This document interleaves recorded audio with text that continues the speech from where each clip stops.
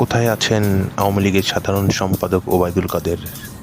আমি আছি আপনাদের মাঝে মোহাম্মদ নাজমুল হুদা বাপ্পি। বিস্তারিত জানতে পুরো ভিডিওটা দেখুন। সরকার পতনের পর থেকেই সবার মাঝে উঠেছে একই প্রশ্ন, কোথায় আছেন ওবায়দুল কাদের? বিভিন্ন সময়ে দেওয়া ওবায়দুল কাদেরের হাস্যকর বক্তব্যের ভিডিও ইতিমধ্যে ভাইরাল হয়েছে সর্বত্র। সবারই একই প্রশ্ন, ওবায়দুল কাদের এখন কোথায়?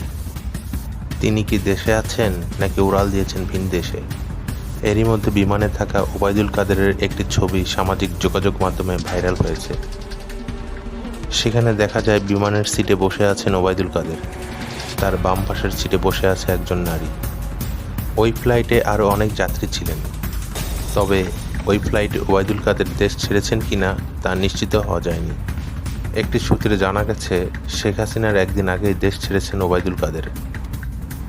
জাতীয় নির্বাচনের পর থেকে প্রতিদিন মিডিয়ার সামনে কথা বললেও বৈষম্য বিরোধী ছাত্র আন্দোলনের শেষ মুহূর্তে মিডিয়াতে কম কথা বলতে দেখা গেছে তাকে।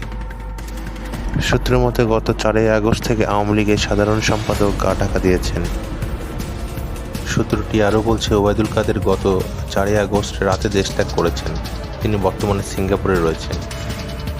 তবে অন্য একটা সূত্র বলছে ওবায়দুল কাদের নয়াদিল্লিতে অবস্থান করছেন। এদিকে আরেকটি সূত্র বলছে, সরকার পতনের পর আত্মগোপনে চলে যান ওবায়দুল কাদের।